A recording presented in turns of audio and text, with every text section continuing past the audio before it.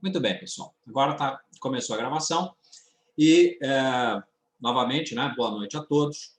A gente vai aqui discutir hoje o relacionamento que existe entre transformação digital e arquitetura corporativa. Por que esse assunto me veio? Né? Porque, na verdade, a gente andou discutindo, eu tenho um grupo dos meus ex-alunos, aí dos cursos de TOGAF, etc., e é um grupo bem animado, tal, a gente troca muita ideia lá, e essa ideia foi uma das que surgiu, né, na verdade, vem surgindo faz tempo, né, mas recentemente voltou a esse assunto, porque a impressão que a gente tem é que, se não na maioria, pelo menos num número muito grande de empresas, a transformação digital e a arquitetura corporativa são tratadas como coisas separadas, como se uma não tivesse nada a ver com a outra, inclusive em termos de organograma.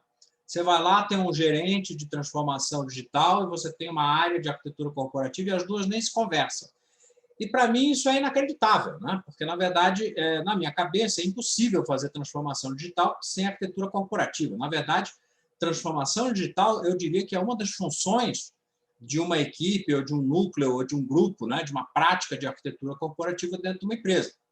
Então, eu vejo duas situações que me parecem bastante absurdas. Uma é essa que eu acabei de falar, de você ter gente fazendo transformação digital sem falar com a arquitetura, e tem uma outra que é tão grave quanto, que são aquelas empresas que estão investindo em transformação digital, ou acham que estão investindo em transformação digital, mas, na verdade, você pergunta, tá, você tem uma área de arquitetura, você tem alguém fazendo arquitetura? Né? Como? A pessoa não tem a menor ideia. Né? Então, na verdade, essa é a discussão que a gente quer ter aqui hoje. Né? E, para começar, eu vou colocar esse desafio aqui para vocês. Tá? Desafio.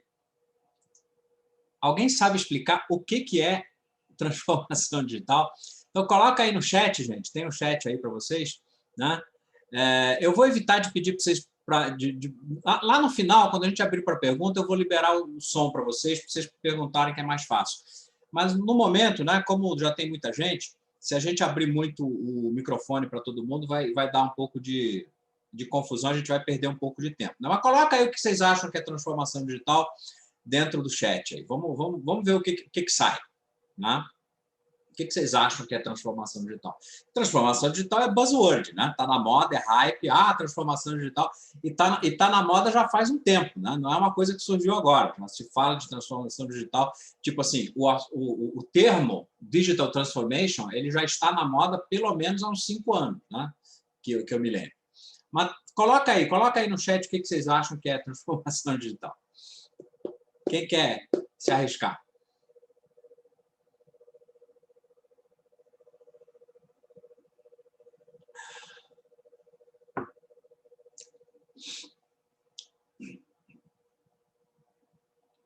Ninguém? Opa! Olha lá, Marcel. Transformação digital me parece automatizar processos e sistemas, ok. Né? E também no digital, redesenhar o negócio fazendo proveito da tecnologia, ok. Vamos lá, vamos ver o que mais que sai. Vamos ver se sai umas, sei lá, 10 definições aí. Né?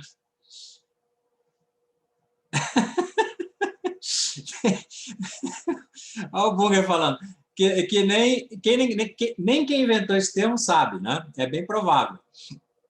Olha o Badejo aí. Né? É o processo de integração de TI com todos os processos da empresa, com foco nos processos mais importantes, talvez seja mover ou converter as entregas físicas de produtos e serviços digitais, muitos dos processos de negócio com utilização de novas tecnologias, se fala muito que seja algo relacionado com o uso de ferramentas de tecnologia. Perfeito. Né? Eu acho que é mais ou menos, quer dizer, o que vocês falaram por aí bate um pouco com as definições mais, digamos assim, oficiais que a gente vê por aí. Eu trouxe só duas, tá? Porque elas não são muito diferentes. Eu trouxe uma aqui do Gartner, tá? Onde ele diz que, né, transformação digital pode se referir a qualquer coisa, desde modernização da TI, como, por exemplo, o uso de cloud computing, até otimização digital, até a invenção de novos modelos de negócio digitais. O termo é amplamente usado no setor público, para se referir a iniciativas modestas, como, por exemplo, colocar serviço online ou modernização do legado.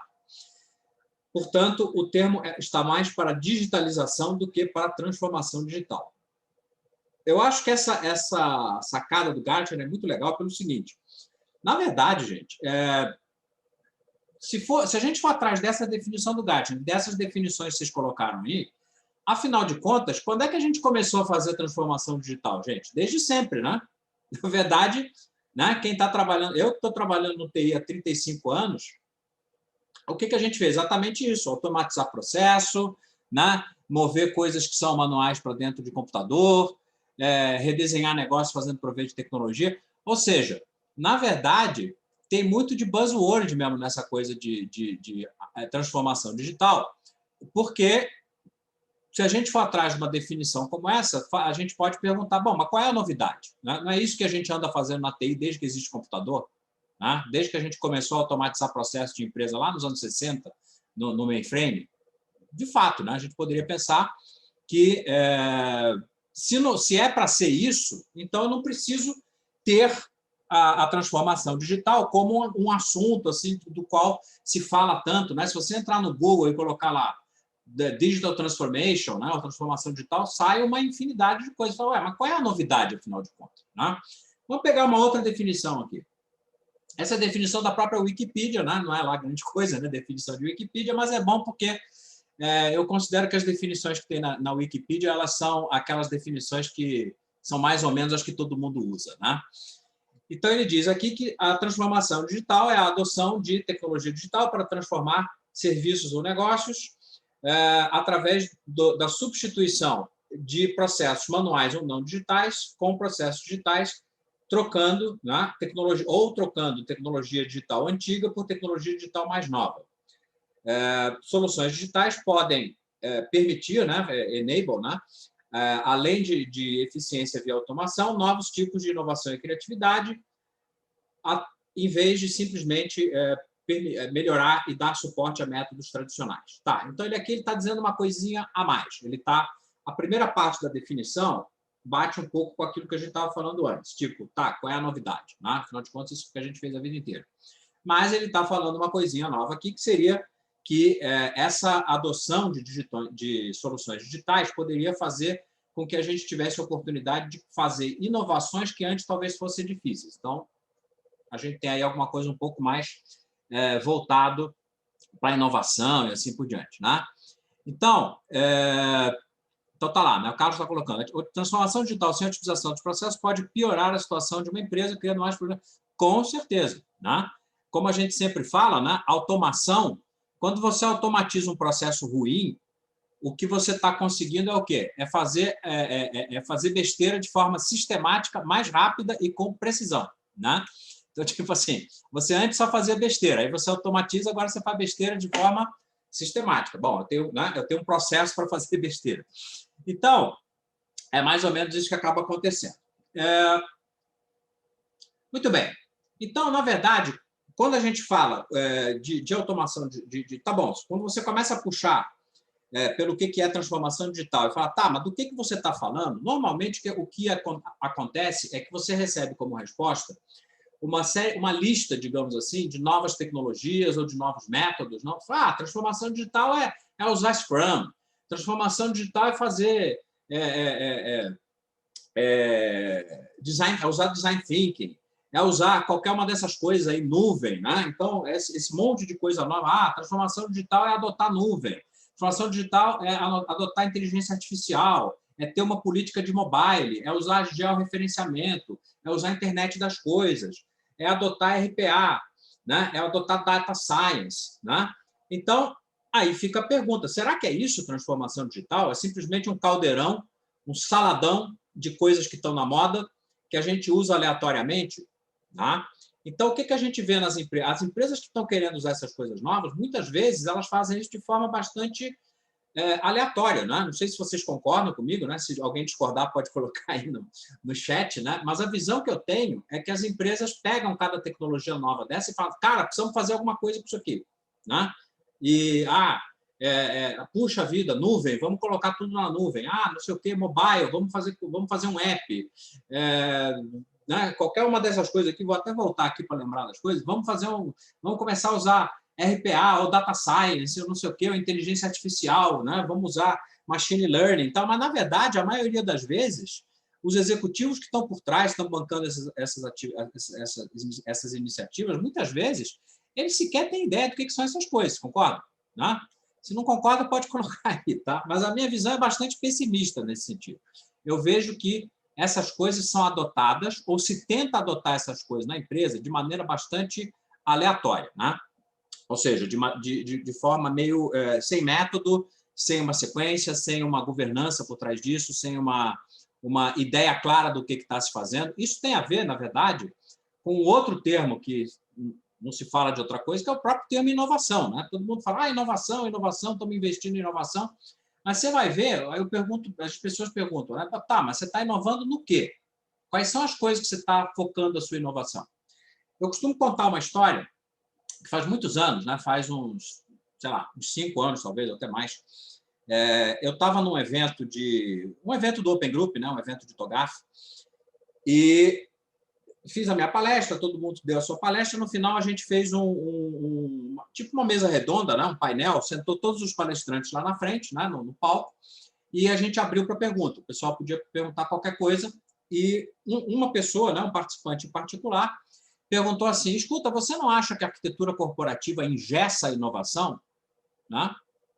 Aí eu falei, não só a arquitetura corporativa não engessa a inovação, como, e aí eu usei uma frase que tem no próprio TOGAF, né? A arquitetura corporativa permite a inovação gerenciada.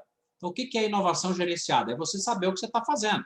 Não é inovar por inovar, não é sair chutando para tudo quanto é lado. Surgiu uma tecnologia nova, vamos inovar. Não, é a arquitetura que te diz aonde que você deve inovar, aonde que você pode inovar, quais são os custos de você inovar, quais são os riscos de você inovar e, principalmente, quais são os impactos de você inovar. Né? Porque a arquitetura, como quem me conhece já está cansado, né, de ouvir, né, ou até careca de ouvir, né, como no meu caso, o que acontece quando você... o que a arquitetura corporativa ela te dá? Ela te dá rastreabilidade. É essa rastreabilidade que mostra como que as coisas estão ligadas umas com as outras. Mas a gente vai detalhar isso já e voltar nesse assunto, tá? Bom, então tá aqui minha animação bonitinha, certo? Bom, gente, coloca aí no chat. Até agora tá fazendo sentido o que eu estou falando ou é abobrinha? O que vocês acham? Vocês têm essa sensação também de que o pessoal está muito perdido com esse negócio de transformação digital? Ou sou só eu?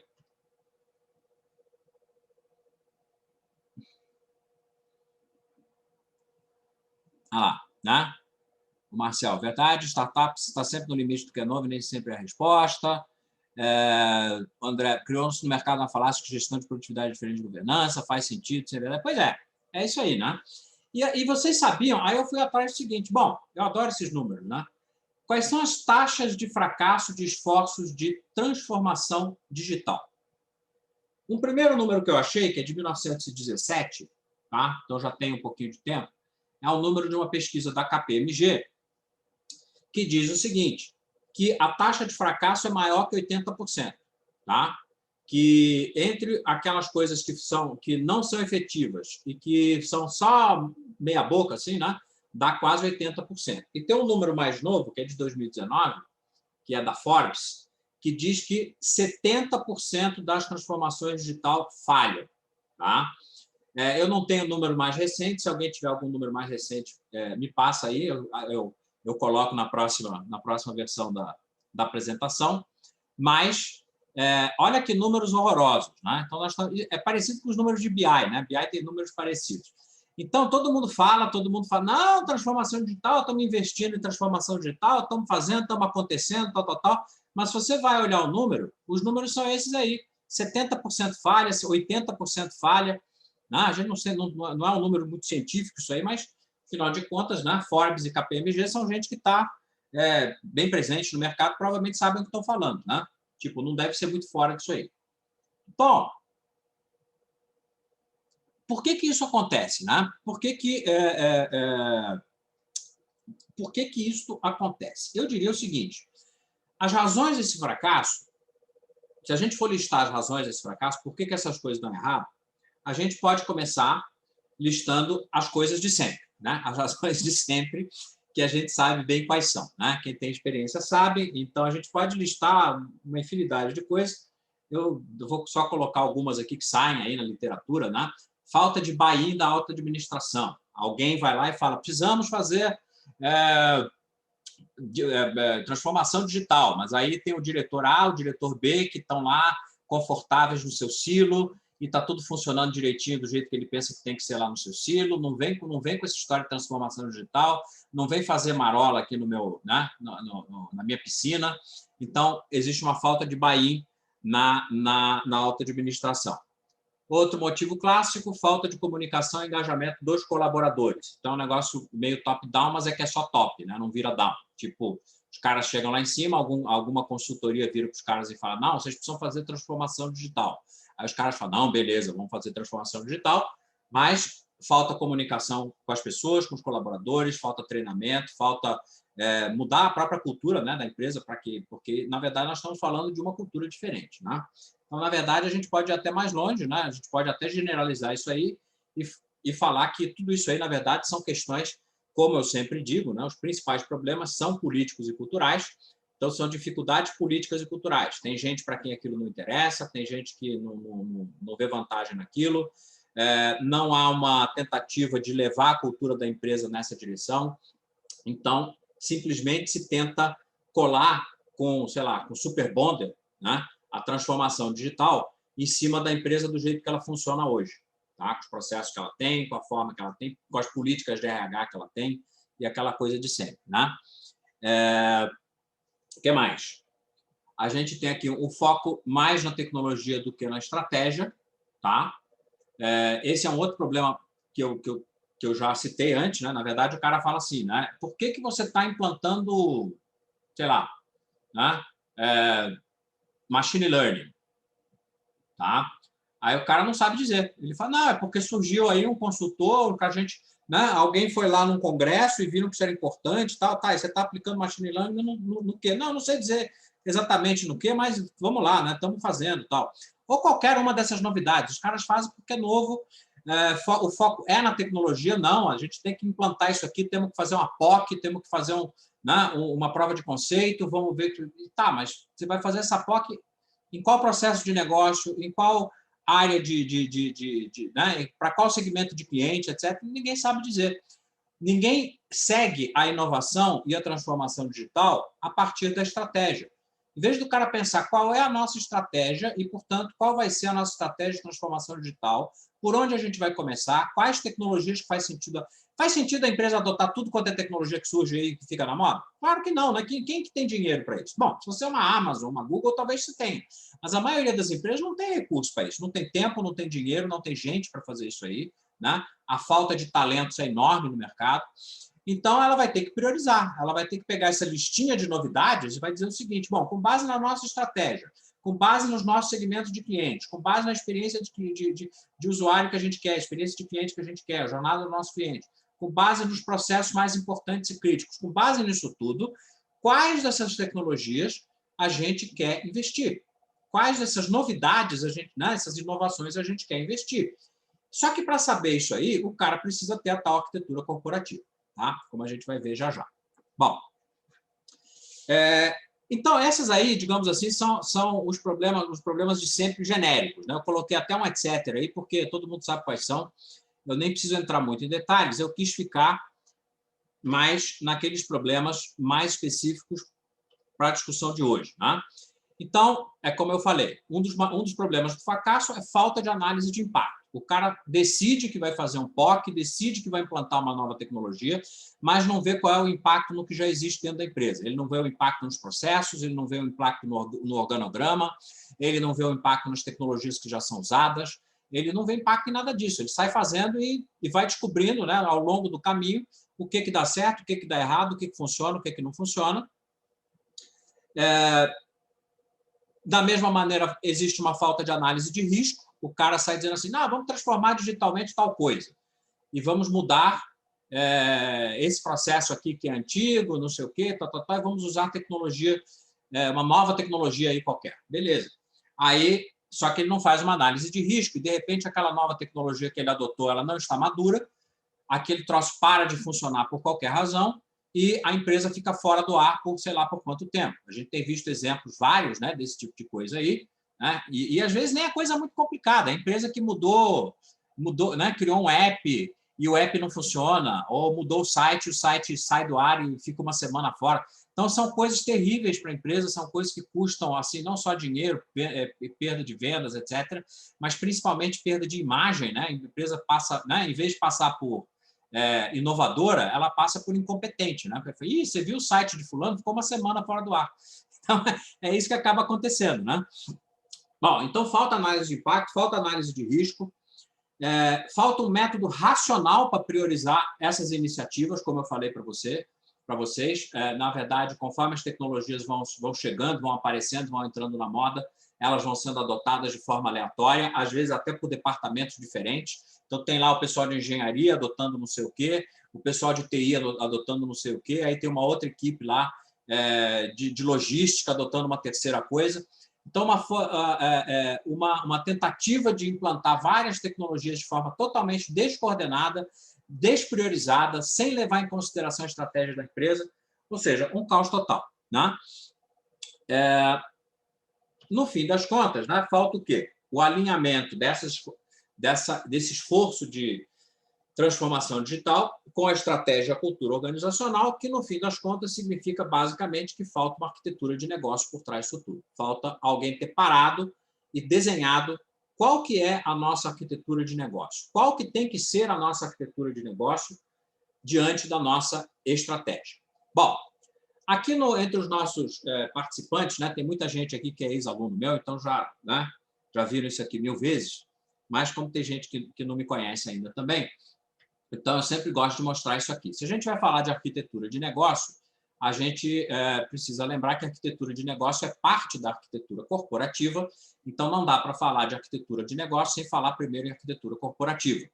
E o conceito de arquitetura corporativa, por incrível que pareça, ele é muito simples. Né? Pode não ser muito fácil de implantar, mas o conceito em si é muito simples. Você parte da visão estratégica da empresa. Toda empresa tem uma visão estratégica, ou pelo menos deveria ter. Né? Então, se você pergunta lá para o dono da empresa onde que ele quer estar daqui a 5 anos, ele deveria ser capaz de dizer, olha, em 5 anos a gente quer ter, né? A gente quer ter tal imagem, quer ter tantos % de mercado, quer ter inovado, quer ser conhecido como uma empresa top em tal assunto. Enfim, a empresa tem uma visão. Tá? Vocês sabem disso, muitas vezes, se você entrar no site da sua empresa, tem lá uma visão. Se aquela visão que está no site é verdadeira ou não, não vou entrar no mérito nesse momento, mas alguma visão existe que normalmente está na cabeça do dono da empresa ou do conselho de administração, enfim, do pessoal que manda na empresa. Certo? Então, tem uma visão. Visão é aonde a empresa quer chegar em determinado período de tempo. Ok? Beleza. Então, o que faz o arquiteto corporativo? O arquiteto corporativo tem uma função, digamos assim, muito simples. Ele só tem que responder a seguinte pergunta. Suponha que o dono da empresa chegou para você e falou, olha, minha visão é essa. Aí o dono da empresa vai perguntar para o arquiteto o seguinte, do que eu vou precisar para chegar nessa visão? Tá? Então, a função do arquiteto, basicamente, é dizer isso, é responder para o dono da empresa, olha, para você chegar aonde você quer, você vai precisar disso, disso, disso. Basicamente, vai dizer o que ele precisa botar na mochila. E o que ele vai precisar envolve todos os tipos de componentes que você pode imaginar que fazem parte de uma empresa. Então, ele vai ter que dizer o seguinte, olha, você vai precisar de um organograma assim, você vai precisar de políticas assim, você vai precisar das seguintes competências, você vai precisar dos seguintes processos, você vai precisar do seguinte tipo de funcionário, você vai precisar dos seguintes recursos de TI, você vai precisar dos seguintes recursos de propriedade intelectual, você vai precisar dos seguintes recursos físicos, você vai precisar de uma fábrica, enfim, a função do arquiteto corporativo é dizer para o cara o que ele precisa. Atenção, aqui tem um ponto importante que é o seguinte, muita gente confunde arquitetura corporativa com arquitetura de TI. A arquitetura de TI é parte da arquitetura corporativa, mas a arquitetura corporativa vai muito além da arquitetura de TI, ok? Então, por favor, ninguém faça esta confusão. A arquitetura corporativa ela é muito mais ampla do que a arquitetura corporativa de TI, não só porque ela olha toda a arquitetura de negócio, como a gente vai ver agora, mas também ela olha outros tipos de recursos, além da TI, que a empresa precisa ter para funcionar e para chegar onde ela quer chegar. Muito bem, então está lá a visão, tem lá a arquitetura-alvo, que é também conhecida como arquitetura to be, que basicamente é o que o arquiteto desenhou, dizendo para o dono da empresa o seguinte: olha, para você chegar na sua visão, está aqui a maquete da empresa, está aqui como que a empresa tem que ter daqui a 5 anos. Ele desenha essa arquitetura-alvo, né, digamos assim, como se fosse uma maquete da empresa daqui a 5 anos, só que tem uma questão que é a seguinte: para você chegar em algum lugar, você precisa, antes de mais nada, saber o quê? Saber aonde você está. Tá? Tem uma frase famosa aí do criador do CMM, né, que é o Watts Humphrey. Ele dizia o seguinte: se você não sabe onde está, o mapa não vai te ajudar. Pensa bem, você não sabe onde você está perdido no meio da floresta, passa um helicóptero e te joga um mapa. Você fica feliz da vida, só que você não sabe onde você está na floresta. O mapa ajuda? Não. Então, você precisa saber onde você está. Então, o próximo passo é você levantar a sua situação atual. Né? Então, é você saber aonde você está, que basicamente é desenhar a maquete, né? Ou desenhar a arquitetura atual da empresa, que é a arquitetura as is, quer dizer o seguinte: olha, segundo a visão, segundo a estratégia, a empresa quer estar em tal lugar em, sei lá, 3 anos, 5 anos, etc. Hoje ela está aqui. Tá? Então, eu tenho a arquitetura atual e a arquitetura alvo. Quando eu comparo as duas, eu consigo fazer aquilo que todo mundo conhece como o quê? Como o tal do roadmap de arquitetura. Tá? Então, o roadmap nada mais é do que dizer como é que eu saio da situação atual e chego na situação em que eu quero chegar. E como que esse roadmap se materializa? Normalmente através de um portfólio de projetos. Então, aqui já fica muito claro o link entre arquitetura corporativa e gestão de portfólio. E aí a gente volta para a nossa transformação digital. Afinal de contas, a transformação digital, o que ela é? Ela não é um conjunto de projetos, normalmente? Como é que se faz transformação digital? É um monte de projeto. Projeto para realizar isso, POC daquilo, não sei o quê. E o que acontece? Este modelo de arquitetura corporativa diz o seguinte: nenhum projeto deve entrar no seu roadmap se não te levar da situação atual para a situação alvo. Ou, em outras palavras, se você não conseguir justificar para mim que o projeto que você está propondo faz sentido nesse roadmap aí, o teu projeto não vai ser aprovado, tá? Não vai ter orçamento, assim por diante. O que significa que, se você quer propor uma nova tecnologia ou uma inovação ou alguma coisa que entra aí na caixinha de transformação digital, você tem que ir lá na visão estratégica, né? Aqui, ó, você tem que ir lá na visão estratégica e dizer como é que essa nova tecnologia, como é que essa inovação, como é que essa nova forma digital de fazer as coisas vai contribuir para essa visão estratégica. Tudo bem, de repente até, sei lá, uma tecnologia ou alguma coisa que seja realmente inovador pode até mudar a estratégia, né? Você pode até convencer os donos da empresa a ir para uma direção que eles não queriam ou não tinham pensado antes. Mas, de qualquer maneira, aquilo precisa estar registrado como alguma coisa estratégica, porque senão você vai estar perdendo seu tempo. Tá? Então, grosso modo, a arquitetura corporativa é isso aí. Tá? É partir da visão estratégica, desenhar a arquitetura futura, desenhar a arquitetura atual através de uma análise da situação atual e derivar ou descobrir ou construir o portfólio de projetos que nos leva daqui até lá. Tá? E eu sou bastante radical nisso aí. Eu costumo dizer o seguinte: nenhum projeto na empresa deveria ser aprovado se não entra nessa, se não cabe nessa figurinha aí. Tá? Se você não conseguir provar que o seu projeto sai da onde a empresa está e leva ela na direção da estratégia e da visão, aquele projeto não tem razão de ser. Tá? Ele não tem por que estar no portfólio de projetos da empresa. Muito bem. Agora, então isso aqui é um processo, não vou descrever o processo aqui, né? É o que a gente explica aqui no curso de TOGAF, basicamente são 32 horas a gente explicando como é que faz esse troço. Então não vou entrar em detalhe aqui, mas tem um processo, tem um jeito, tem uma metodologia, tem um jeito de fazer isso aí. E esse jeito de fazer, ele gera o quê? Ele gera plantas. Vamos ficar aqui na metáfora do arquiteto. O que um arquiteto faz? Ele desenha plantas, né? Ele desenha planta artística, maquete, ele faz planta hidráulica, planta de estrutura, planta de cobertura. Um arquiteto desenha plantas para vários públicos. Um arquiteto corporativo faz a mesma coisa. Essas plantas precisam ser guardadas em algum lugar. Então, normalmente, quando a gente fala de arquitetura corporativa, qualquer método, qualquer framework de arquitetura corporativa propõe um framework de conteúdo. O que é um framework de conteúdo? É um gaveteiro. É um gaveteiro que diz quais são os tipos de planta que você tem que desenhar. Então, tem, por exemplo, o TOGAF tem o seu próprio gaveteiro, né? Tem a sua classificação de que tipo de documentação você precisa gerar. E eu tenho aqui, né, para quem me conhece faz tempo, sabe que eu fiz uma customização do TOGAF. Né? Customização é essa aqui, simplifica o TOGAF em certos aspectos, etc. E esse troço se chama ACE, né? Ou Arquitetura Corporativa Essencial. E isso que eu estou mostrando aí para vocês é o modelo de conteúdo do ACE, que é basicamente, eu estou dizendo o seguinte, olha, o teu trabalho de arquitetura tem que gerar que tipo de documentação? Bom, ele tem que gerar essas coisas aqui. Quem conhece o Zachman, que é o pai da arquitetura corporativa, vai lembrar, vai perceber que isso aqui não foge muito do Zachman, até porque ninguém consegue fugir muito do Zachman. Ele mesmo já disse isso, né? A arquitetura é isso aí, não tem muito o que inventar. E, de fato, eu uso a mesma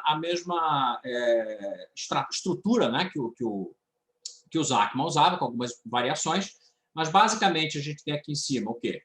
A estratégia e cultura, então tem umas caixinhas, né, umas gavetas aqui onde a gente guarda, a gente documenta e guarda, né, a nossa cultura, propósito, missão e visão, objetivos e metas, tal. E aqui nós temos a nossa famosa arquitetura de negócio. Então, essa prateleira aqui, com essas gavetas, são aquelas coisas que eu sugiro que a gente gere para desenhar a nossa arquitetura de negócio. E a nossa arquitetura de negócio ela vai ser viabilizada através de projetos, que estão aqui do lado direito, e através do uso de recursos organizacionais que estão aqui embaixo, e eu dividi em 4 partes. A própria TI, infraestrutura física, tecnologias operacionais e competências. Então, vocês estão vendo aqui que eu fui além daquela visão tradicional de que a arquitetura corporativa, basicamente, é uma espécie de arquitetura de TI com uma coisinha a mais. Não, aqui a gente vai bem além, né? Então, você vê que a TI ela aparece aqui apenas como uma das pernas ou um dos pilares ou um dos tipos de recurso organizacional que a gente usa para viabilizar o negócio. Mas aqui nós estamos num webinar sobre arquitetura de negócio, então nós estamos falando dessa parte aqui de cima, tá? Nós estamos falando dessa parte aqui de cima e talvez nesse ponto fosse bom também a gente mostrar né, como é que do que a gente está falando dentro dessa visão mais ampla, né? Porque se você pegar, por exemplo, o TOGAF, que é o framework de arquitetura corporativa mais usado, padrão de mercado, etc., ele chama as diferentes partes, né, da arquitetura corporativa de domínios. Então, ele diz assim, olha, a arquitetura tem X domínios. E, basicamente, a coisa funciona assim. A gente tem, lá embaixo, uma arquitetura de tecnologia, que é a nossa infra de TI. Nós temos aqui arquitetura de aplicações e dados. Tudo isso aqui junto, né? Essas duas a gente chama de arquitetura de sistemas de informação. E esses 3 aí juntos a gente chama de arquitetura de tecnologia da informação, arquitetura de TI. Então, tá aí. Quem não sabia o que é arquitetura de TI, é basicamente isso, tá? Aplicações, dados e infra. Quando que a gente tem arquitetura corporativa? Quando a gente coloca mais coisa, que basicamente a gente pode pensar em arquitetura de negócio operacional e arquitetura de negócio estratégica.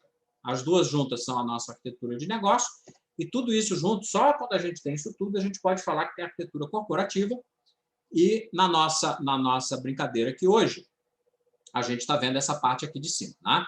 Arquitetura de negócio. Muito bem.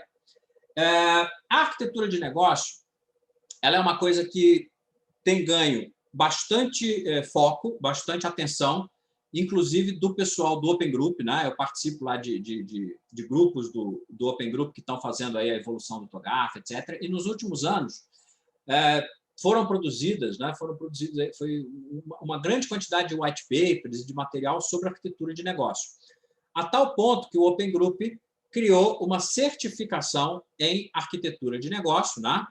Que a gente vai falar mais na semana que vem. Então, esse webinar aqui está dividido em 2 partes, né? Então, hoje aqui eu estou só apresentando o problema, e na semana que vem, que é na quinta que vem, se eu não me engano, acho que é quinta-feira, eu vou falar um pouco mais em detalhe de como que o TOGAF, como que o Open Group enxerga essa coisa da arquitetura de negócio e como que isso se transformou numa certificação específica, né? Então, agora a gente tem além da certificação de TOGAF, a gente tem a certificação em arquitetura de negócio, segundo o TOGAF. É uma certificação extra, né? Tipo um adicional. Bom, mas basicamente nós estamos falando dessa camada aí. E uma das coisas lá que a gente insiste muito, né? Que todo o material sobre arquitetura de negócio do Open Group adota é o conceito, né, de modelagem de negócio, e o TOGAF fala que você pode fazer modelagem de negócio de várias maneiras diferentes, mas ele sugere que você use o velho e bom Canvas do Alex Osterwalder, né? Enfim, eu imagino que todo mundo já tenha visto isso aí. Alguém nunca viu o Canvas do Osterwalder, gente? Se alguém nunca viu, não é vergonha para ninguém, tá? Principalmente o pessoal mais técnico, o pessoal de startup, por exemplo, vê isso todo dia, né? Mas o pessoal mais técnico, empresa grande, tal, normalmente não conhece, tá? Isso aqui é uma das primeiras coisas que o TOGAF manda fazer quando você está fazendo arquitetura de negócio, e na minha cabeça faz todo sentido, é assim mesmo, né? Tem que ser por aí. E o que é o Canvas, né, gente? Tem um cara chamado Alex Osterwalder, que é um austríaco, e ele inventou e escreveu um livro, né, que é o Business Model Generation, né? É um livro muito interessante.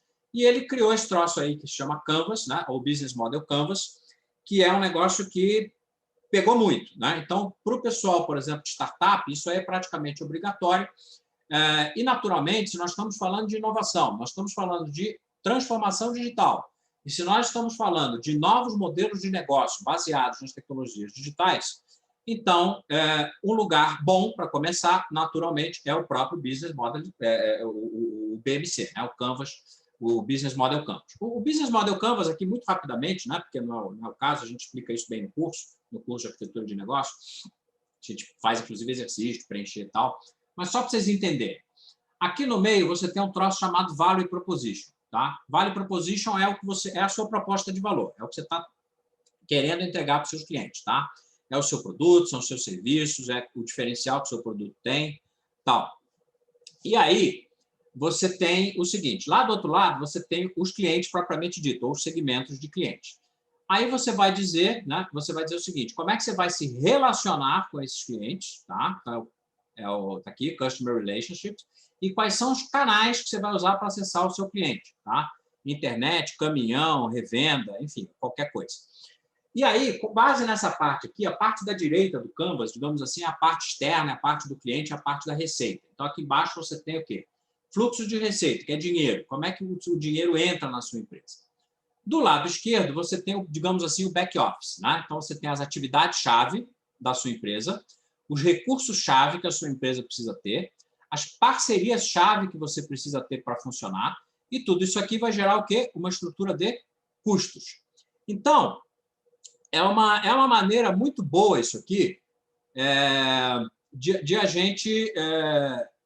o Pablo está dizendo aí, né, que se tinha no curso, eu vi. Não, Pablo, na época que você fez o curso não tinha, não. Porque, na verdade, a gente não apresenta isso no curso de TOGAF, né? A gente só está apresentando isso no curso de arquitetura de negócio, né?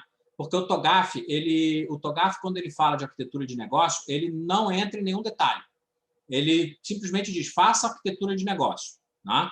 Mas ele não sugere nenhuma técnica, nenhum método, nada, né? Isso aí é alguma coisa que está, digamos assim, né? Quem empacotou isso aí foi a tal da certificação em arquitetura de negócio, e é com base nisso que a gente preparou esse curso novo de arquitetura de negócio. Bom, então está aqui. Então, essas são as coisas, e a pergunta é justamente essa. Imagina que você usa esse Canvas para responder essa pergunta. Onde é que a gente pode fazer a transformação digital? Então, já deve estar claro para vocês que esse modelo de negócio do Canvas ele é alguma coisa que está no nível estratégico. Né? Vocês têm... Está claro para vocês, né? Isso aqui é estratégia. Basicamente é o seguinte, olha, quem nós somos, o que a gente oferece, para quem, de que jeito, né? Então, são perguntas típicas de estratégia. Então, é um bom lugar para a gente pensar em termos de transformação digital, se a gente for fazer aquilo que eu falei antes, usar arquitetura para fazer, arquitetura de negócio para fazer transformação digital. Então, a gente pode começar a perguntar o seguinte, para cada uma dessas caixinhas, se a gente pode fazer transformação digital. Eu posso fazer transformação digital na proposta de valor? Claro, né? De repente eu posso, inclusive, criar produtos novos, que são produtos digitais e que usam novas tecnologias, né? Tem até exemplos bobinhos, né? Então, por exemplo, quando você é um banco e cria um app que tem lá o mapa, onde, né, o mapa de geolocalização, onde o cara pode perguntar qual é a agência mais próxima, aquela feature, né, não vou dizer que é uma coisa estratégica, lógico, né, porque é uma coisa pequenininha, mas é uma ideia de value proposition. Você está melhorando o seu produto, né, que é o seu, na verdade, né, talvez fosse até o canal ou o relacionamento. Essas coisas não são muito fáceis, tem muita coisa que é difícil você... qual que é a caixinha que entra? O importante é que as coisas estejam. Tá? Mas, na verdade, o cara está criando uma nova proposta, um produto novo. Tá? A gente pode inovar também na parte de relacionamento com o cliente, certo? Então, por exemplo, tudo isso que as empresas têm feito em termos de bots, né? Então, você entra... você usa os robôs aí de chatbots aí e tal para atender, fazer um primeiro atendimento dos clientes, é um tipo de transformação digital em customer relationship. E, mais uma vez, você precisa ver os riscos, né? Porque, por exemplo, tem gente que gosta de chatbot, né? Tem gente que gosta de chatbot porque é um jeito de você ter uma resposta rápida a uma pergunta. Tem gente, por outro lado, que odeia chatbot porque minha mãe mesmo, né? Estava falando ontem que ela entrou num chatbot desse, até ela achou que estava falando com alguém, até ela descobriu que era um robô e que o robô não sabia o que ela estava perguntando, ela ficou pau da vida. Então, na verdade, foi né, do ponto de vista da empresa, mais irritou o cliente do que ajudou. Enfim, então todas essas coisas precisam ser levadas em consideração. Você pode usar a transformação digital nos canais? Claro, né? Isso é evidente. Né? O que é? Você pega qualquer e-commerce hoje em dia, né? Você pega qualquer uma dessas grandes lojas, né? Casas Bahia, Americanos, todo esse povo aí, antigamente era o quê? Esse povo era loja física e você tinha que ir na loja para vender. Na hora que eles começaram a vender pela internet, eles fizeram transformação digital no nível de canal. Posso ter transformação digital no níveis de receita? Com certeza. Uma das transformações digitais mais importantes nos últimos anos, na minha opinião, foi a coisa dos micropagamentos, né? A ideia de que você pode vender um produto extremamente barato e os cartões de crédito estão dispostos a fazer esse processamento para você. Né? Então, por exemplo, antigamente você queria vender alguma coisa na internet, por exemplo, mas se não fosse acima de um determinado preço, não valia a pena, porque a processadora de cartão levava todo o teu dinheiro. Então, a ideia de micropagamento é uma coisa, é uma evolução ou uma revolução até, né, nas receitas de negócio. Então, você passou a ter gente que... você passou a ter modelos de negócio baseados em micropagamento. Né? Quando você pensa numa Apple que cobra $1 por música, né, no iTunes, né, até alguns anos atrás, você cobrar $1 por alguma coisa, R$1, seria completamente inviável, porque o custo de transação era maior do que isso. Okay? Onde mais a gente pode inovar? Pode inovar nas atividades-chave, claro, né? As atividades-chave é onde entra toda a tua estrutura de processos, então a gente pode inovar em processo à vontade, automatizar processo, melhorar processo, tornar os processos mais alinhados com a estratégia, enfim, tem toda a coisa de quais são as atividades, e aqui, nesse caixinho aqui, é onde entra o grosso do conteúdo do curso de arquitetura de negócio, porque é aqui que entra a questão de capabilities, é aqui que entra a questão de value streams, tem várias coisas que vão entrar justamente nessa caixinha. Eu diria que as ferramentas de arquitetura de negócio, elas, em boa medida, estão focadas nessa caixinha aí. A gente pode inovar nos próprios recursos, naturalmente, né? E também a gente pode inovar na estrutura de custo. Tá? Então, a gente pode usar tecnologia, por exemplo. O que é você, por exemplo, usar nuvem? Usar nuvem não é uma modificação na estrutura de custo, entre outras coisas. Né? Em vez de você ter um monte de máquina, você tem seu próprio data center, que é ativo fixo, né? Você tem que comprar aquelas coisas, você agora está alugando de algum provedor de nuvem. Então, você está mexendo na sua estrutura de custos. Então, também, nessa caixinha, a gente pode inovar. A gente pode inovar e a gente pode inovar nos próprios parceiros. Né? O próprio fato de determinadas tecnologias estarem disponíveis faz com que parceiros que antes não era possível trabalhar, agora sejam. Por exemplo, a gente trabalhar com parceiros internacionais, gente que está do outro lado do planeta. Né? Então, você pensa toda a questão aí de fábrica de software ou de call center, né? Na Índia, né? Que o pessoal usa muito, isso era impossível até algum tempo atrás. Ok? Então, tá aí. Então, isso aí pode ser, esse mapa, o Canvas, ele pode ser um bom lugar para a gente começar a fazer este tipo de pergunta. Em quais dessas caixinhas a gente quer inovar? Em quais dessas caixinhas a gente quer fazer transformação digital? E esse é um componente importantíssimo da arquitetura de negócio. Tá? E como que o Canvas depende dessa arquitetura de negócio? Né? Todas essas coisas estão diretamente ligadas na arquitetura. Então, por exemplo, o Value Proposition, que são os seus produtos, é a tua arquitetura que diz, né, onde os produtos são feitos, como que eles são feitos, e assim por diante. A questão dos canais é diretamente ligada na sua arquitetura de negócio, afinal de contas, como é que você vai oferecer os canais para os seus clientes, onde é que o seu produto está disponibilizado, como é que você vai estruturar a sua empresa para oferecer o seu produto para os clientes. A própria parte de relacionamento, a mesma coisa. Quais são os componentes da nossa arquitetura que existem, incluindo processos, tecnologia, etc., que servem para a gente se comunicar com os nossos clientes, se relacionar com os nossos clientes. A gente tem a questão dos fluxos de receita, a mesma coisa, né? Qual é a nossa arquitetura para receber dinheiro e reduzir ao máximo o custo variável, né? Ou seja, para a gente ter uma receita livre, né? Ou uma receita líquida a melhor possível, né? Então, a nossa arquitetura tem um impacto muito grande, tanto no preço dos produtos, né? Porque, por exemplo, é a nossa arquitetura que vai ajudar a gente a posicionar a nossa empresa e, portanto, definir qual é o preço que a gente pode cobrar. E a arquitetura também vai ter um impacto muito grande em qual é o custo da gente fazer essas vendas e, portanto, na receita líquida, né, de cada venda que a gente faz.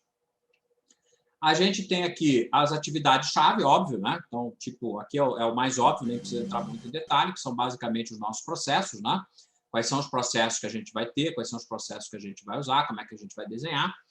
A nossa arquitetura diz também quais são os recursos que a gente quer ter e como que a gente quer ter esses recursos. Vai, como eu acabei de dizer, a nossa arquitetura vai dizer como é que a gente se comunica com os nossos parceiros e tudo isso vai gerar uma estrutura de custo. Então, na verdade, todas essas caixinhas aí do nosso Canvas, elas estão diretamente ligadas com a nossa arquitetura. Tá?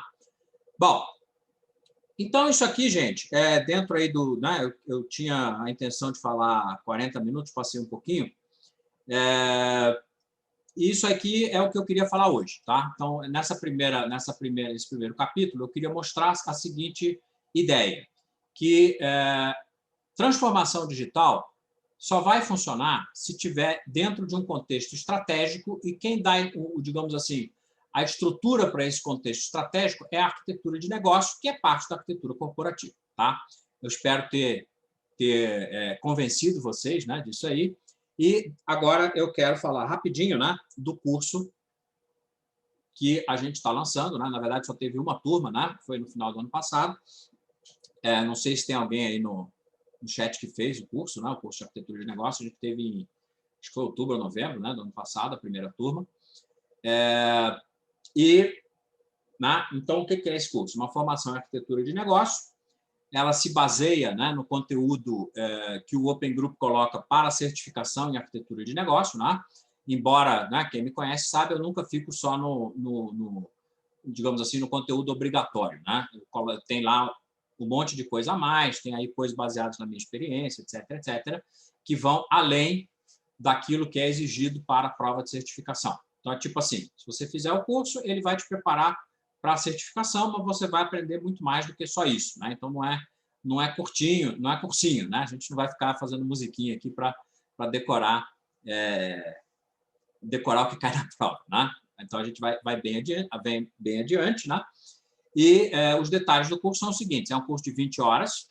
Ele vai começar agora no final de fevereiro. Né? São 5 noites, né? de 18 às 20, né? Dia 22 a 26, na verdade, é a última semana, né, de fevereiro.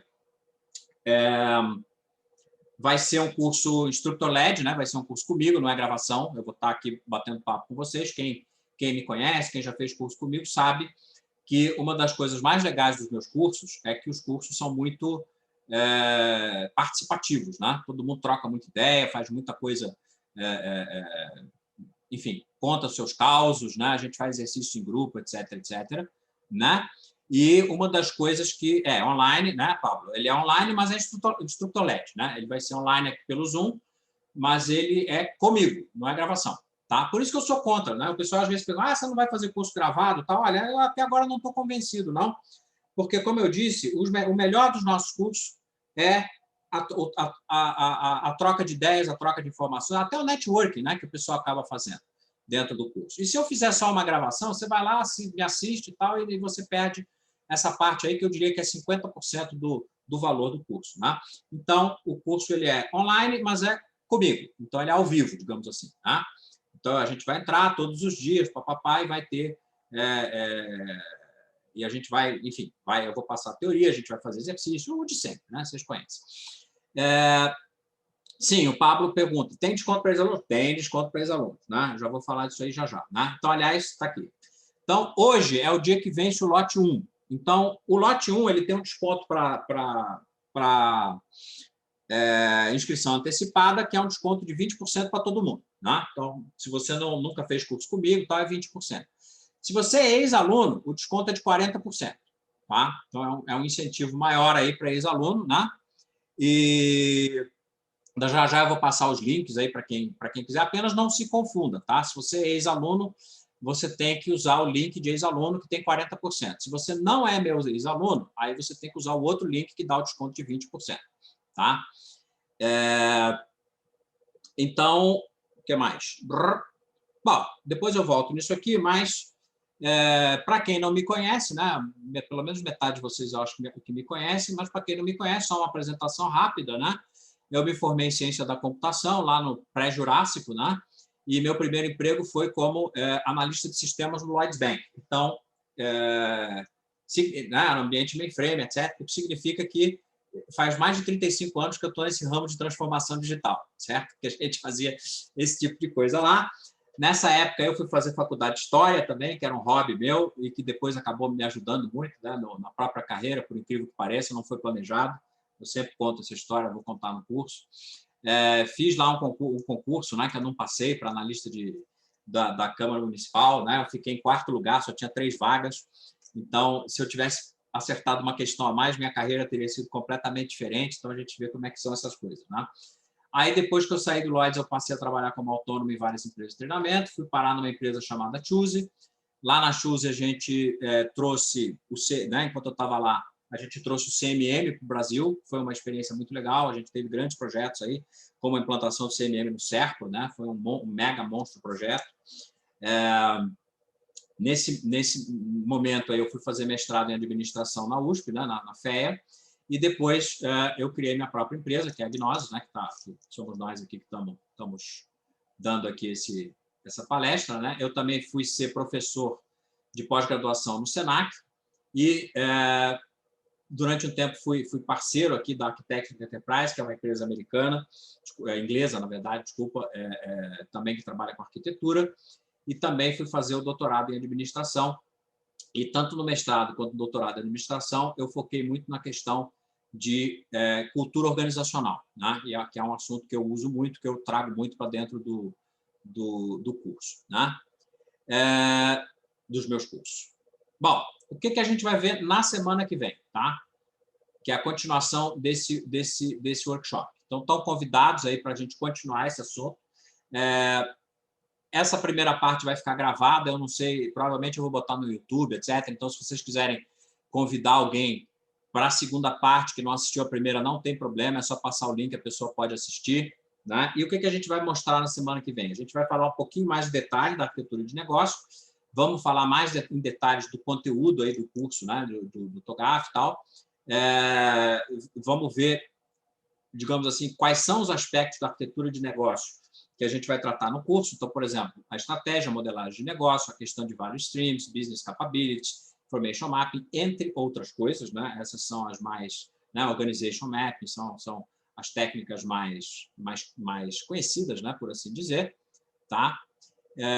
Sobre planejamento estratégico, a gente vai conversar sobre o né? As principais ferramentas de planejamento estratégico que existem no mercado.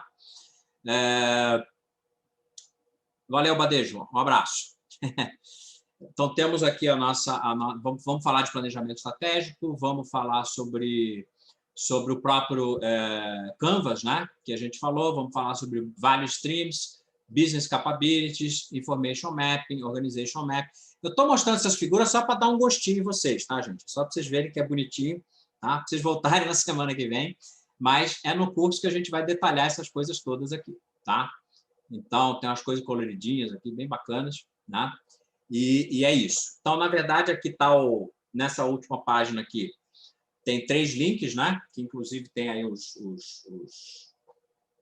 QR Codes, né? Então, tá aí os links que eu tinha falado para vocês. O primeiro é o meu LinkedIn. Quem não está conectado comigo no LinkedIn, por favor, o faça, né? E tem os 2 links, tá? A página para ex-alunos, que tem desconto de 40%, e a página para quem não é ex-aluno, que tem 20%, que é o de baixo aí, tá? Bom, deu 1 hora certinha aqui. Deixa eu ver aqui, né? O Evandro mandou um e-mail, tal. Tá. O João Souza perguntou: existe previsão desse curso uma vez por semana? Semana full fica pesado.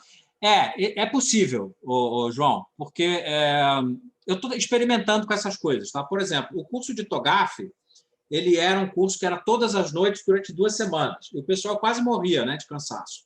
Então, esse ano, o próximo curso de TOGAF, que vai ser em março, ele já vai ser outro esquema. Ele vai ser segunda, quarta e sexta. É possível que eu faça alguma coisa parecida com esse curso aqui também futuramente, tá? Mas, por enquanto, não, né? Então, essa primeira turma do ano aí vai ser uma semana inteira mesmo, né? Mas eu vou examinar com carinho aí a possibilidade de mais para frente, né? Talvez aí mais para o meio do ano, fazer uma turma mais espaçada, né? Tipo, talvez 2 vezes por semana, alguma coisa assim, né? Mas, por enquanto, a gente está no esquema... É porque é o teu negócio, né? Você tem gente que gosta de maratona, né? Maratonar o curso, e tem gente que gosta de fazer mais espaçado. A gente nunca consegue agradar todo mundo, mas a ideia é ir, sei lá, revezando um pouco isso aí para a gente tentar pegar os vários gostos, né? Bom, vamos fazer, João, fica tranquilo, tá? Então, vamos lá. O Carlos está perguntando: consegue se inscrever com desconto de aluno? Sim. Se é meu ex-aluno na Gnosis, consegue, tá? Então, a única coisa é que tenha feito algum curso comigo. Pode ser o curso de TOGAF, pode ser o ACE, pode ser o curso de... o próprio curso de... Enfim, foi meu aluno, pode usar o desconto, tá? A gente só vai procurar para descobrir quando que você fez o curso, né? Se quiser passar isso depois por e-mail para facilitar aqui a gente achar, não tem problema, mas é basicamente isso, né? A gente só localizar quando que a pessoa fez o curso, mas fez curso com a gente, presencial, tanto faz, né? Fez por qualquer momento, pode ser, né? Pode ser lá atrás, né? Que nem 2012, né? 8 anos atrás, não tem problema, ex-aluno é ex-aluno, certo? Deixa eu ver se alguém mais comentou alguma coisa. Ah lá, o Fernando disse que fez o curso e ajudou a passar no exame. Legal. Quer fazer algum depoimento aí, ô Fernando? Pode abrir o microfone, né? Deixa eu aproveitar aqui.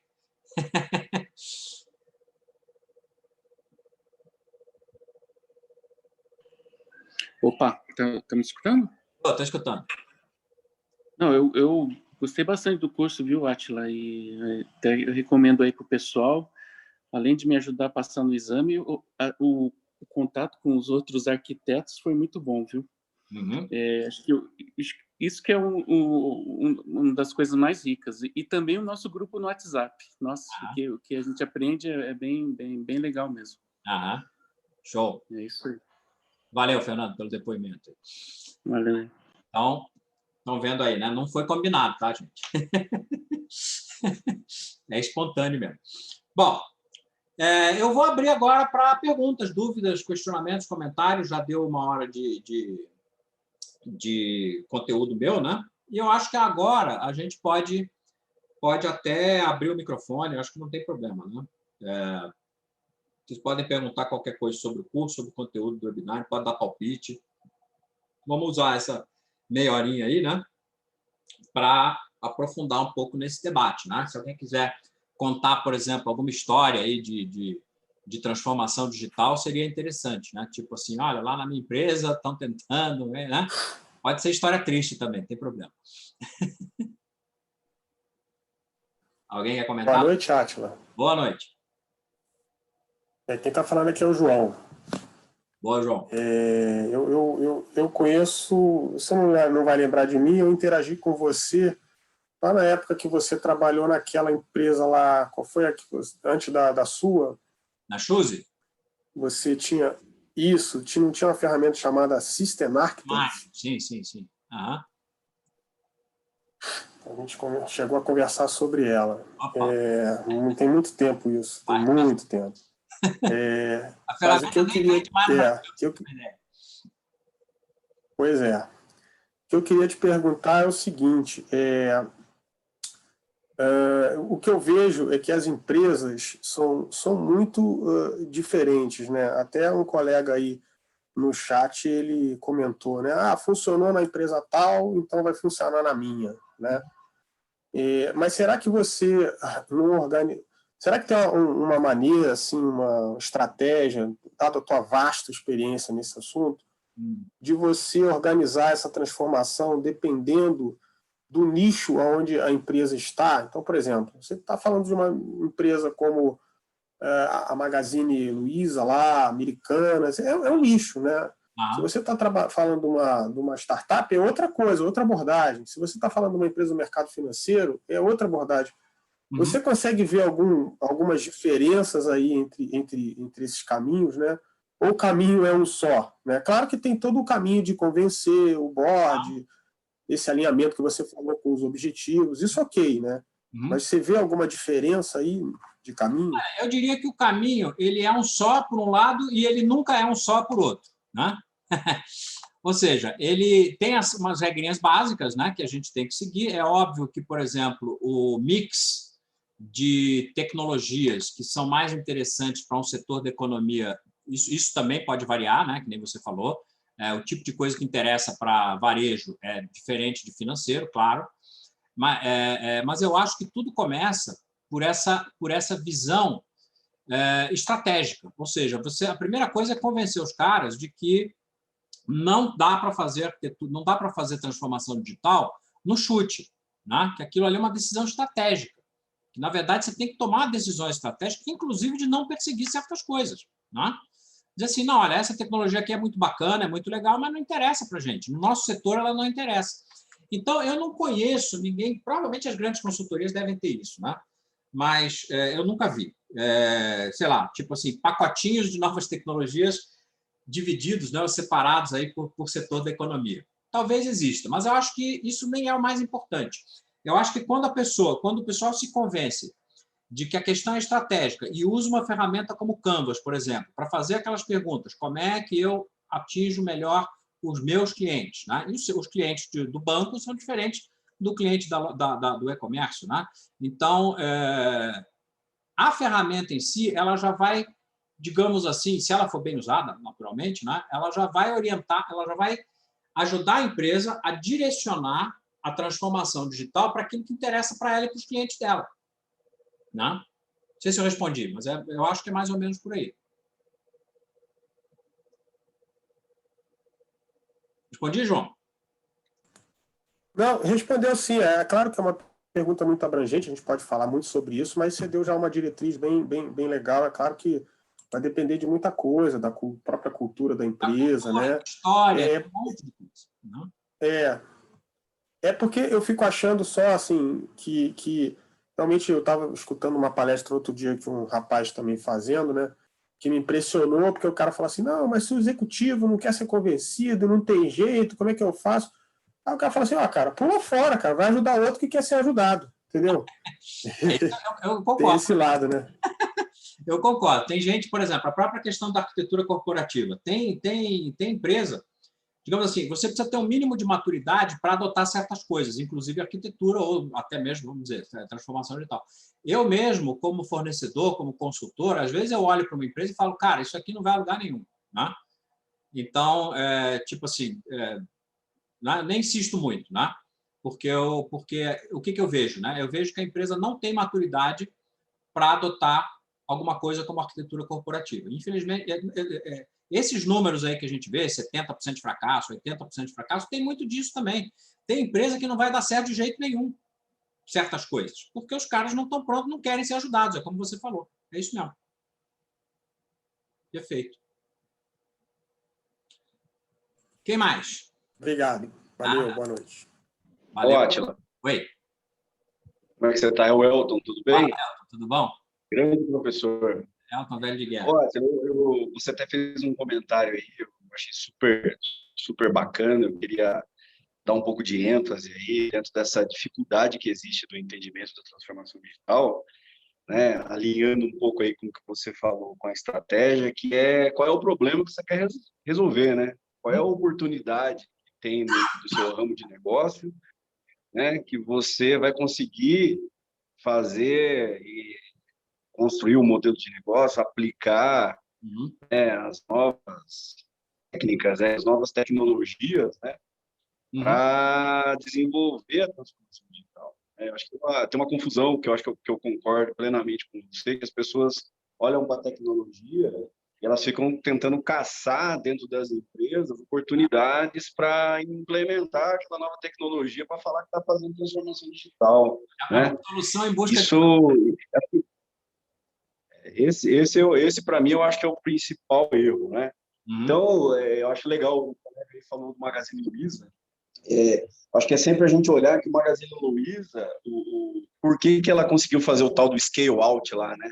É porque ela utiliza o meio digital, né? Quer dizer, ela já era uma empresa, ela viu uma oportunidade de fazer o crescimento, né, das vendas exponencialmente usando as novas tecnologias, né? Com relação à análise de mercado, com relação à proximidade com o cliente, entender melhor o cliente, entender melhor o consumo, né? Muito parecido com o que o Netflix fez, as mesmas técnicas, né? De usar a tecnologia para estar próximo do cliente, né? Então, tem duas palavrinhas aí que eu acho que tem a ver pra caramba quando você fala com estratégia, né? Que é fazer o link. Opa, a minha empresa, essa é a estratégia da minha empresa.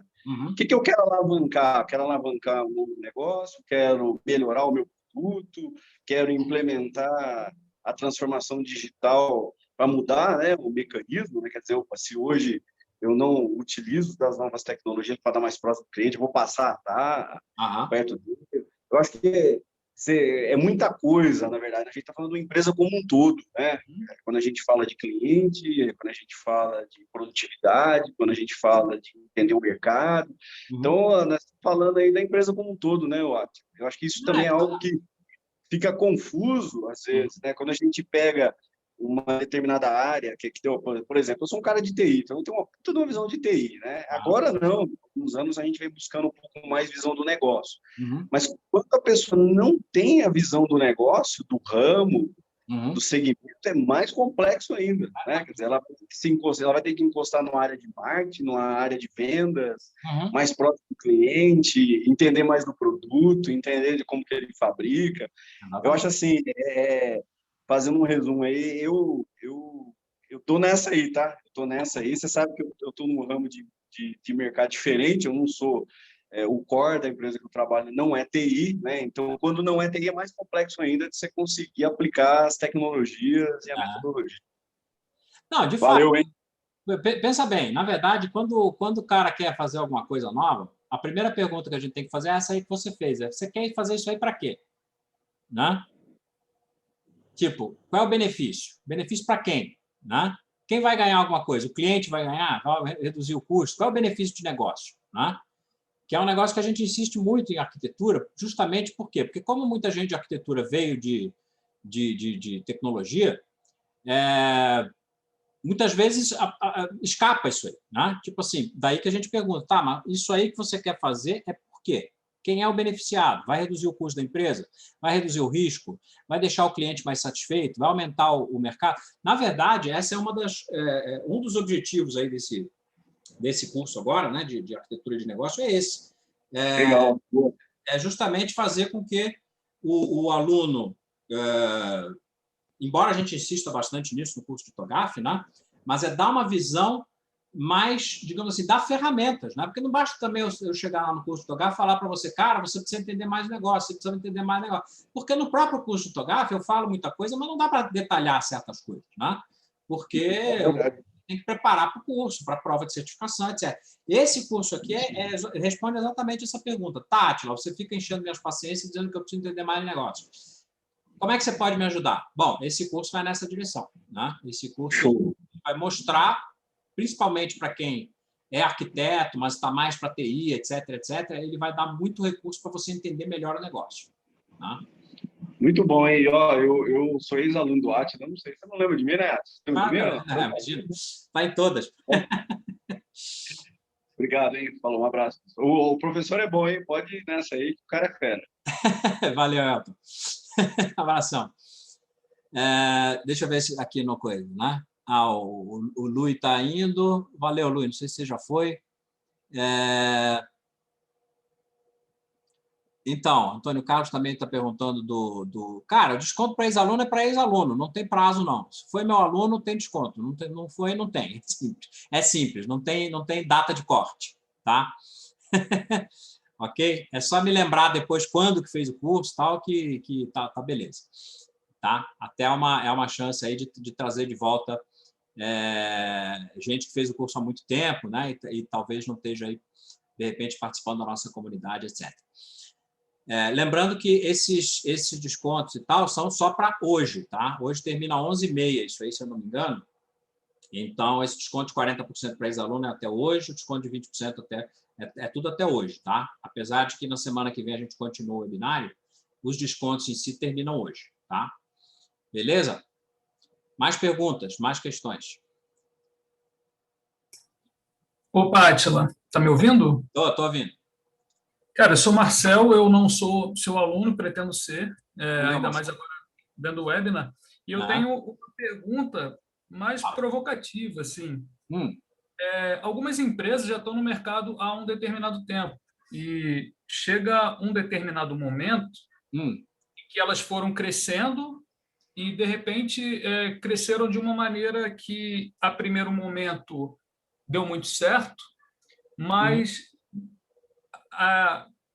agora o gargalo a gente começa a perceber que está dentro dos processos que já não estão mais tão inovadores, talvez, né? Digamos assim, né? Porque a gente vê, como falaram, né? Temos a Magazine Luiza, que inova em meio mundo de coisa, mas tem aquelas empresas que são difíceis de inovar. E aí eu faço essa pergunta, né? Como trocar essa ideia? Como implementar? Chegar assim, olha, os caras já têm uma estrutura consolidada, já são sólidos no mercado, porém, ao longo prazo, aí em mais de 10 anos, é capaz dessa empresa ir embora se não mudar.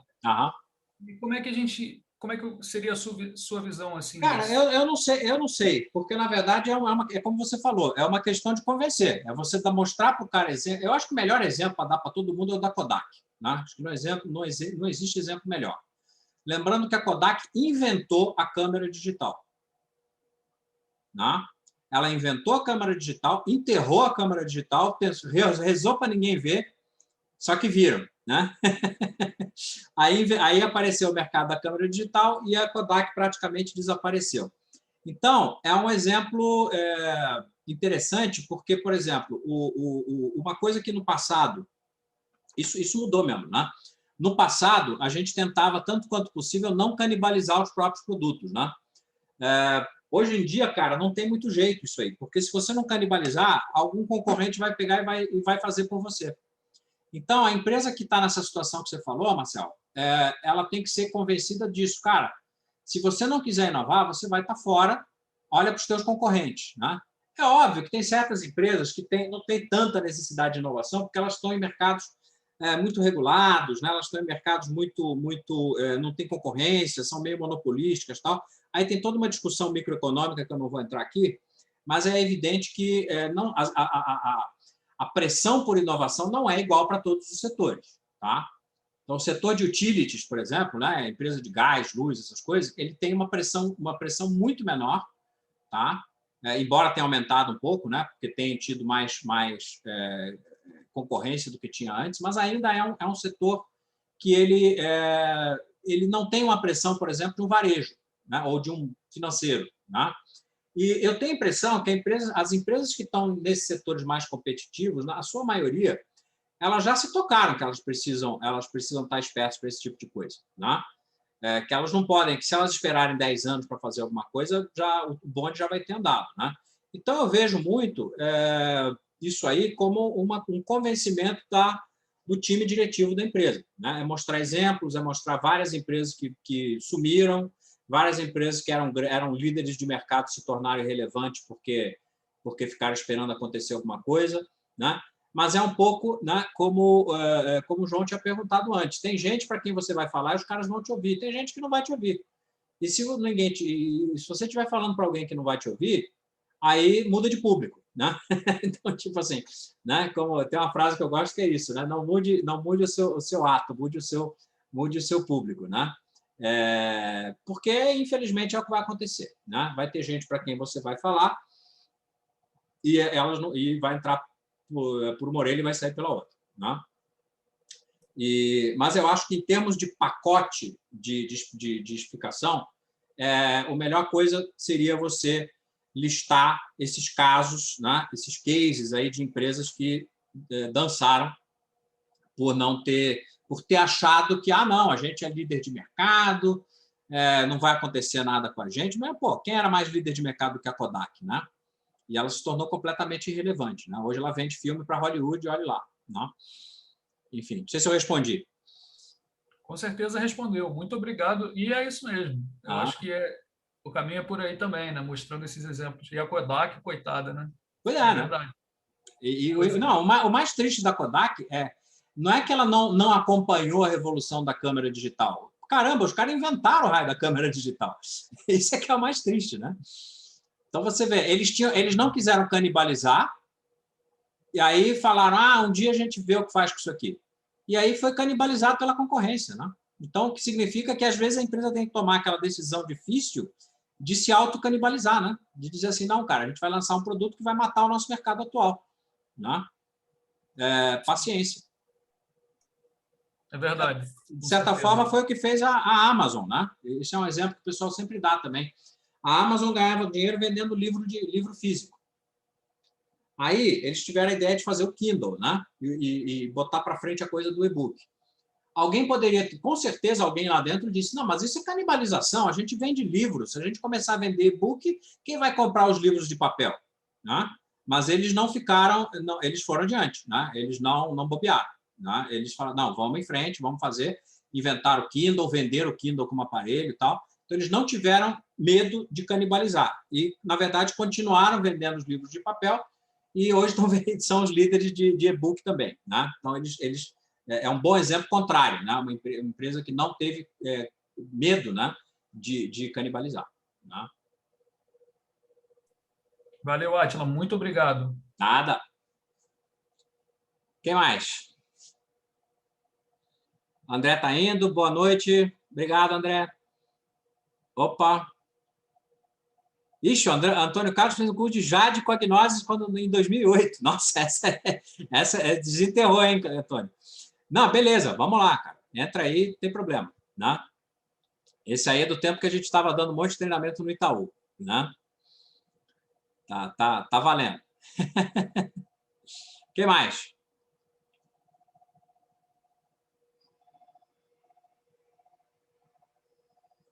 Como demonstrar e mensurar resultados como arquiteto de negócio?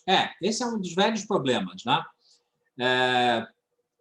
A arquitetura é um negócio que é meio difícil de você mensurar sozinho. Né? Você tem que mensurar junto com os outros sucessos, digamos assim. Né? Porque, na verdade, uma das maneiras de você... Eu costumo brincar o seguinte, e aí não falando da mensuração no dia a dia, mas falando de ROI, né? Porque às vezes os caras falam, mas qual é o ROI da arquitetura? Né? Como é que eu provo para a empresa que tem retorno de investir em arquitetura? Eu falo, olha, ROI de arquitetura seria igual ao ROI de BI. É muito difícil você prever o futuro. O que é BI? O BI ele disponibiliza informação para tomada de decisão. Agora, se os executivos não usarem aquela informação direito, o ROI vai ser 0. Né? Então, depende deles usarem. Então, é muito difícil você medir diretamente. Mas você pode fazer o que eu chamo de ROI negativo. ROI negativo retroativo. Quer dizer o seguinte, olha só, pega os desastres aí que aconteceram na sua empresa nos últimos 5 anos, e sempre tem, né? Tem aquele projeto que foi cancelado, tem o projeto que custou 2 vezes mais, 3 vezes mais caro do que foi orçado, tem projeto que foi duplicado e só descobriram que estava duplicado quando ficou pronto. Pega uns desastres desse e, normalmente, é fácil calcular quanto esses desastres custaram. E aí você volta e fala assim, olha só, se 5 anos atrás a gente tivesse uma arquitetura funcionando aqui, esses problemas não teriam acontecido. Então, a gente teria economizado esse tanto de dinheiro. Então, eu não sei dizer para o futuro quanto que a gente vai economizar, mas eu sei dizer quanto que a gente teria economizado se tivesse feito isso 5 anos atrás. Né? E tem bastante gente aí, ex-alunos, inclusive, que tem usado essa abordagem, né? E ela funciona bem, né? Porque você consegue provar.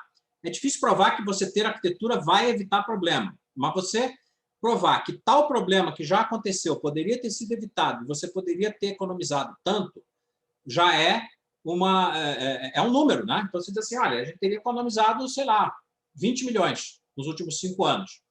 E aí, o esforço, o investimento em arquitetura, vamos supor que tivesse sido 5 milhões. Tá? Então, o teu ROI teria sido de 300%. Né? Você investiu 5 e evitou 20 milhões de problema. Então, você teria tido um ROI de 50%. Agora, métricas do dia a dia de arquitetura é alguma coisa que a gente ainda está, digamos assim, o mercado ainda está evoluindo nisso aí. Não dá para dizer que esse troço está 100% maduro, não. É um negócio que a gente tem tentado ligar diretamente com o negócio, mas às vezes é difícil, né? Porque a arquitetura ela não funciona sozinha, né? Ela funciona dentro dos projetos, ajudando os projetos, etc. Então, é difícil de vincular diretamente, né?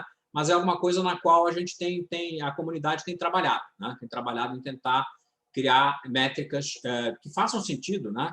Dentro do trabalho de arquitetura, né?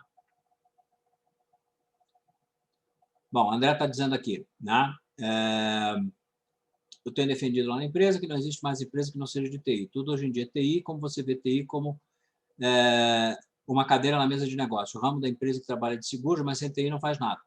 Não, perfeito, né? É exatamente isso. Né? Na verdade, eu acho que a culpa da TI não ter uma cadeira na direção é dos dois lados, tá? É de um lado do próprio pessoal de negócio que não percebeu ainda, que todo mundo está mais ou menos no ramo de TI, mas é uma culpa também da TI, porque muito profissional de TI, e tem a ver com tudo isso que a gente está falando aqui, muito profissional de TI é escovador de bit, tá? Só entende de tecnologia, não quer entender de negócio, não faz esforço para entender o seu setor da economia, não fala negociês, né? Isso é uma coisa que eu sempre falo, cara, arquiteto tem que ser poliglota, tem que falar negociês, marquetês, financeiros, etc. E não dá para o cara ficar só falando tecniquez. Porque, senão, se você só fala tecniquez, o que vai acontecer? O cara lá de negócio, né, o cara que senta lá na mesa da diretoria, vai olhar para você e falar, esse cara é um escovador de bit, né? Ele não tem nada para contribuir. Então, a gente tem que começar a mostrar que a gente entende de negócio para a gente poder ser ouvido pelo pessoal. Tá? Pra gente, digamos assim, a gente tem que conquistar o direito de sentar nessa cadeira, eu acho. Tá? Um bom exemplo disso é que todo ano, essas revistas aí, tipo Computer World, não sei o quê, né? Essas revistas online, etc., e mesmo do tempo que não era online, faz uns 20 anos que em dezembro sai um artigo meio padrão que diz assim, né? O CIO do futuro tem que entender de negócio. Tá? Cara, se faz 20 anos que isso é manchete, o que isso prova?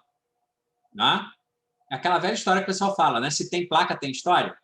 Então, cara, se faz 20 anos que se fala isso, é porque ninguém conseguiu chegar lá, concorda? Se os nossos CIOs tivessem realmente aprendido a falar a linguagem de negócio, ninguém mais ia estar falando nisso, isso não ia ser manchete de jornal. Né? Então, você vê que isso continua sendo um problema. A gente continua sendo muito técnico e aí, né, de repente, até a ideia de um curso como esse é tentar, inclusive, reduzir esse gap aí. Né? Respondi, André? Agora, a Renata está dizendo assim, né? Como você vê a arquitetura nos projetos que utilizam modelos ágeis? Boa pergunta. Então, Renata, a gente tem que dividir duas coisas, tá? Uma coisa é que a arquitetura corporativa, ela acontece antes dos projetos começarem, ou assim que deveria ser, né? Ela é uma tarefa que é paralela com o planejamento estratégico, ela deveria acontecer antes de surgir o portfólio de projetos, como a gente viu naquela figurinha, tá? Se isso for verdade, a arquitetura está ajudando a dizer quais são os projetos que precisam ser feitos. Agora, qual é a metodologia que vai ser feita para tocar esses projetos? Tanto faz, para a arquitetura é agnóstico. Então, ela pode ser método ágil, pode ser cascata, pode ser o que você quiser, né? Então, esse é um aspecto. A arquitetura em si é agnóstica ao método, digamos assim, de execução dos projetos de transformação, tá?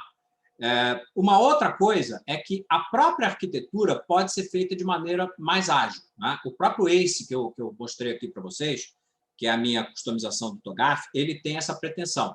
Ele tem a pretensão de ser uma customização mais ágil do próprio TOGAF. Ou seja, então você tem execução ágil e você tem arquitetura ágil. São duas coisas diferentes, tá?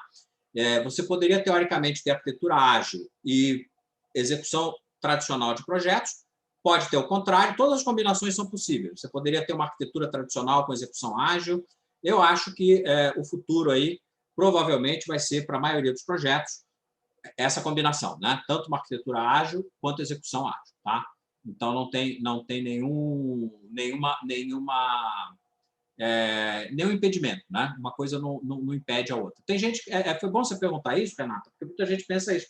A arquitetura é pesado, a arquitetura é burocrático, não sei o quê. Aqui a gente usa agilidade. Eu já ouvi esse negócio, tá? A gente não vai usar TOGAF porque a gente vai usar SAFe. Eu fiquei olhando, né, com aquela cara de paisagem, né? Tipo assim, cara, o que uma coisa tem a ver com a outra? Nada, né? Não tem nada a ver com a outra, né? SAFe é uma coisa, TOGAF é outra. Um não substitui o outro, não pretende substituir o outro, tá? O SAFe é um método de gestão de portfólio ágil de projetos escalado e o TOGAF é um método de arquitetura. Uma coisa não tem nada a ver com a outra, né?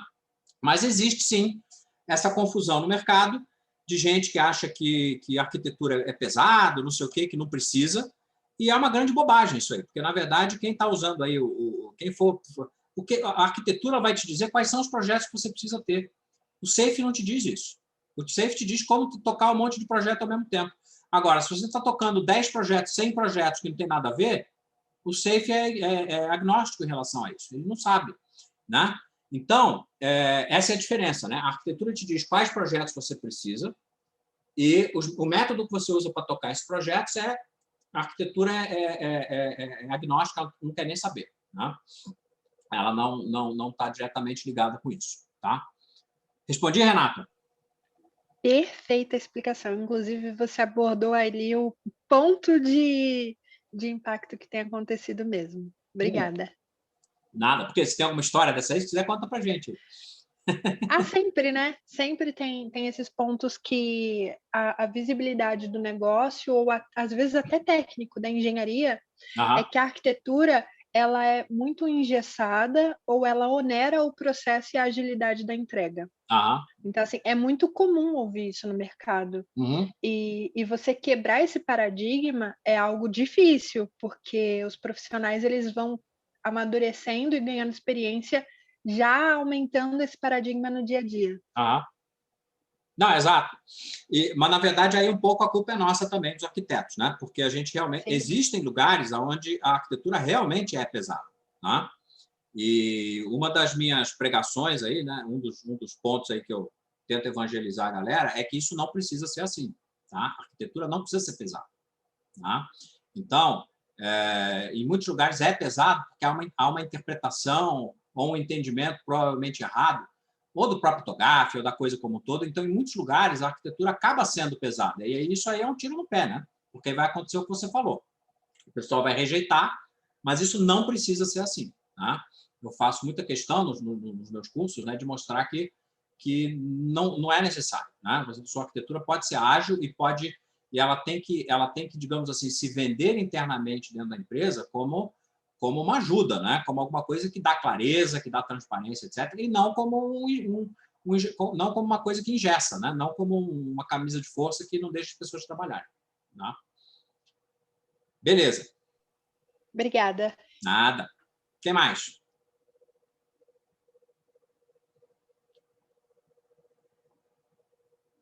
Bom, gente, se ninguém mais quiser perguntar nada, já são 20 horas aí, né? Que era a nossa previsão, tá?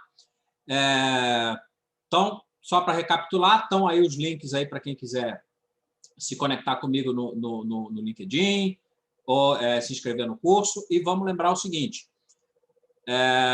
semana que vem não é o mesmo webinar. Eu não vou repetir esse webinário. Não é que eu fiz duas datas para a mesma coisa. Ele é uma sequência, tá? Então hoje eu levantei a bola e na semana que vem eu vou detalhar um pouco mais de como é que o curso funciona, de o que é o raio da arquitetura de negócio, etc. Então vocês estão convidados a voltar na semana que vem.